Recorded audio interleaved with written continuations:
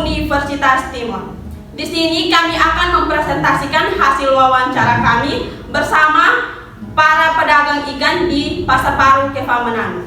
Sebelum itu, izinkan kami untuk memperkenalkan diri kami masing-masing. Mulai dari teman saya yang berada di pojok ujung kanan.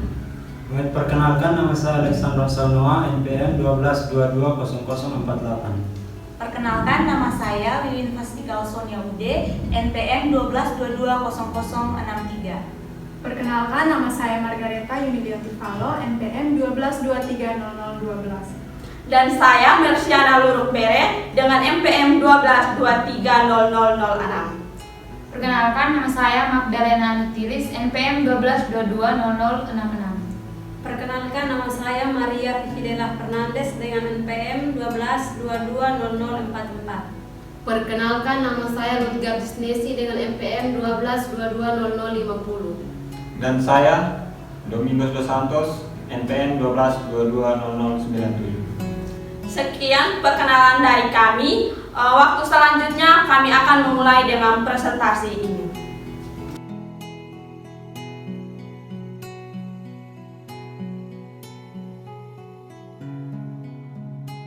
Baik, yang pertama adalah identitas kegiatan.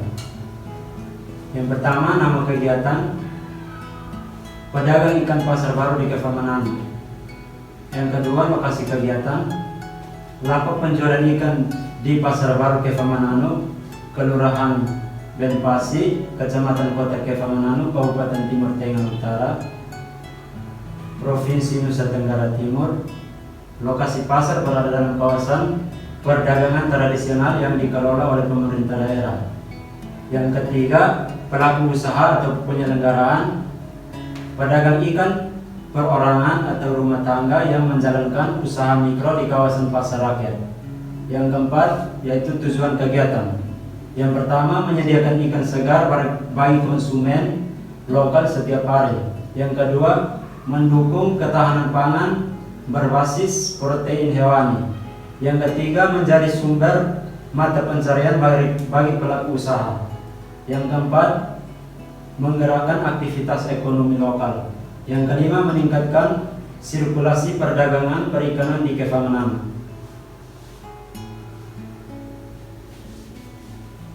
Yang kedua, analisis lingkungan. Deskripsi kegiatan.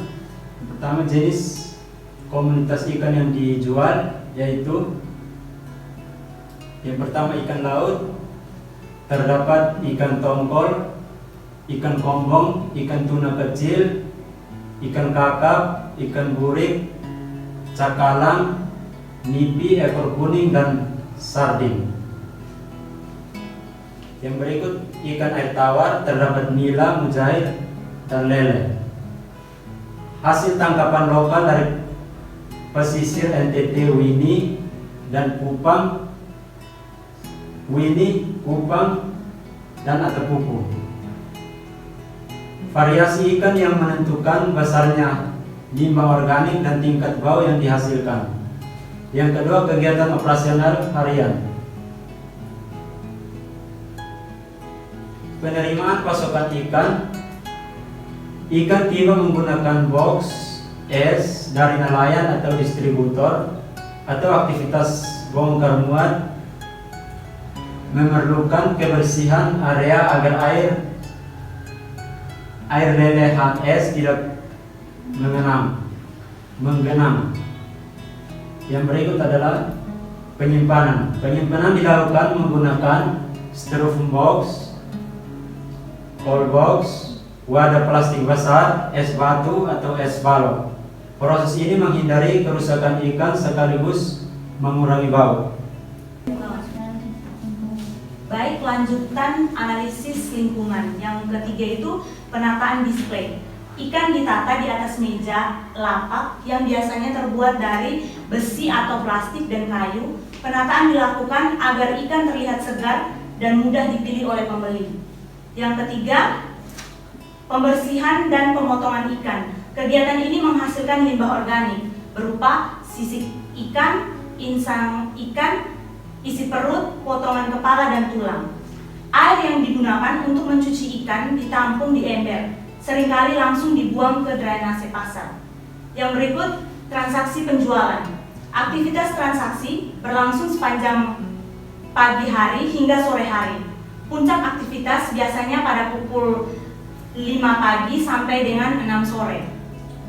Pembersihan akhir hari, lapak biasanya dibersihkan dengan air dan deterjen ringan.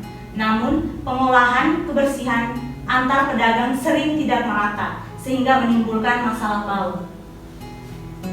Yang berikut, skala dan intensitas kegiatan. Volume ikan per hari kurang lebih 20 sampai 40 kg. Luas lapak kurang lebih 2 sampai 4 meter. Pekerja biasanya 1 orang sampai 2 orang. Itu termasuk anggota keluarga. Berdasarkan Peraturan Perundang-undangan Nomor 7 Tahun 2021, perdagangan ikan termasuk usaha mikro. Baik, selanjutnya adalah potensi dampak lingkungan. A. Dampak pada kualitas air. Aktivitas pedagang ikan menghasilkan air limbah tinggi bahan organik seperti lemak ikan, darah ikan, kotoran dan sisa isi perut, air lelehan es bercampur dengan ikan. Jika tidak dikelola, limbah ini dapat menyebabkan yang pertama meningkatkannya BOD atau biological oxygen demand, yang kedua meningkatnya COD atau chemical oxygen demand, dan keempat ketiga pertumbuhan mikroorganisme anaerob penyebab bau, dan terakhir penurunan kualitas air drainase pasar. Potensi pencemaran meningkat jika drainase pasar tersumbat dan menyebabkan bau. B. Dampak pada udara. Sumber bau berasal dari sisa ikan yang terlambat dibuang, darah dan lendir yang mengering, dan air limbah yang mengendap. Jika penanganan buruk dapat mengganggu pedagang sekitar dan konsumen. C. Dampak pada tanah. Walaupun pasar memiliki lantai semen, kebocoran drainase atau sisa air dapat meresap ke tanah dan menyebabkan munculnya genangan, penguraian limbah organik di permukaan tanah, dan menarik lalat dan hewan liar. Baik, yang berikut yaitu dampak kesehatan. Potensi masalah kesehatan. Terdapat 3 masalah kesehatan. Yang pertama itu kontaminasi bakteri E. coli salmonella. Yang kedua itu resiko penyakit bawaan pangan, foodborne disease. Yang ketiga itu vektor penyakit, yaitu lalat, kecoa, dan semut. Jika sanitasi baik, seluruh risiko ini bisa ditekan sangat rendah. Berikut itu dampak sosial ekonomi. Dampak positifnya itu pertama menyediakan bahan makanan penting bagi masyarakat. Yang kedua meningkatkan pendapatan keluarga pedagang. Yang ketiga menghidupkan pasar rakyat. Yang keempat mendorong berputarnya ekonomi sektor perikanan. Dampak negatifnya yaitu konflik sosial kecil jika bau mengganggu pedagang lain dan ketidaknyamanan pengunjung pasar. Analisis berdasarkan Permen LHK Nomor 4 Tahun 2021. Regulasi ini menetapkan kriteria untuk menentukan apakah kegiatan wajib AMDAL, UKL, UPL, atau SPP. Penilaian dilakukan berdasarkan beberapa indikator. Yang pertama itu dampak penting atau tidak. Usaha pedagang ikan yang pertama tidak mengubah struktur lahan, yang kedua tidak menghasilkan limbah B3, yang ketiga tidak menggunakan teknologi besar, yang keempat luas wilayah sangat kecil. Berdasarkan itu, maka analisis berdasarkan Permen LHK Nomor 4 Tahun 2021 tidak termasuk kategori berdampak penting. Baik, yang berikut analisis lokasi kawasan lindung atau tidak. Pasar Baru Kepemenanu berada di kawasan perdagangan, tidak berdekatan dengan kawasan lindung, taman nasional atau hutan lindung. Berdasarkan analisis tersebut, kawasan Pasar Baru Kepemenanu tidak masuk dalam kawasan lindung. Kemudian besaran kegiatan termasuk dalam volume harian kecil, tidak melibatkan alat berat, tidak perlu menggunakan bangunan khusus, dan dan berdasarkan analisis tersebut, skala kegiatan sangat kecil. Berikut tingkat resiko kegiatan. Resiko utama menghasilkan limbah organik, menimbulkan bau, namun tidak menimbulkan resiko lingkungan berat seperti kebakaran, ledakan, atau tumpahan bahan kimia. Berdasarkan analisis tersebut, resikonya tergolong rendah sampai sedang.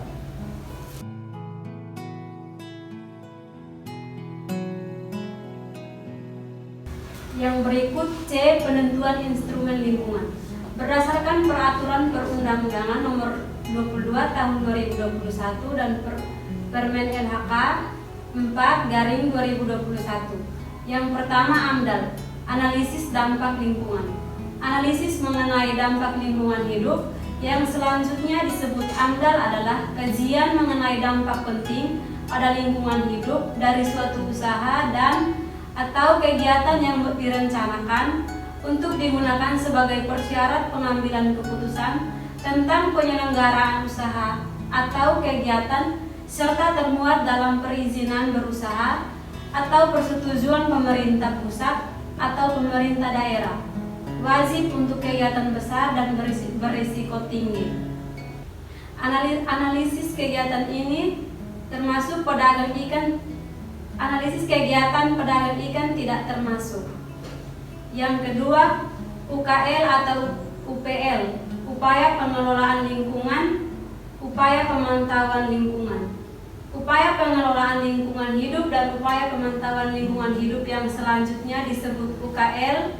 UPL adalah rangkaian proses pengelolaan dan pemantauan lingkungan hidup yang dituangkan dalam bentuk standar untuk digunakan sebagai prasyarat pengambilan keputusan serta termuat dalam perizinan berusaha atau persetujuan pemerintah pusat atau pemerintah daerah.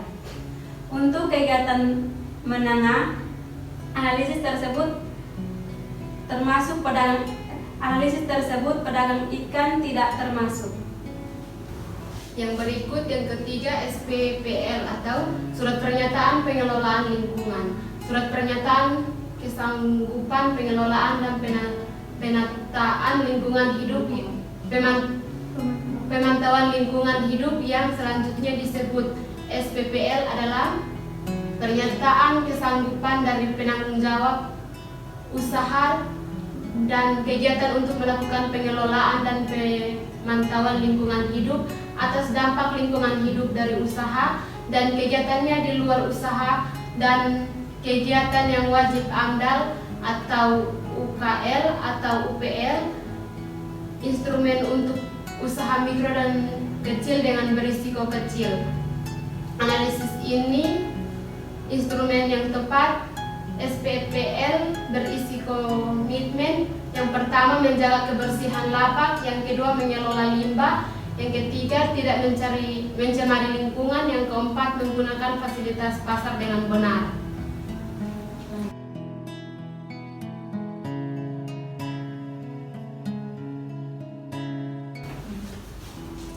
Baik, jadi kesimpulan dari hasil presentasi kami, berdasarkan analisis menyeluruh, kegiatan pedagang ikan di Pasar Baru Keva Mananu merupakan usaha mikro dengan potensi dampak lingkungan yang relatif kecil dan dapat dikelola melalui tindakan sederhana seperti menjaga kebersihan lapak, mengolah limbah organik, dan memastikan saluran air tetap bersih.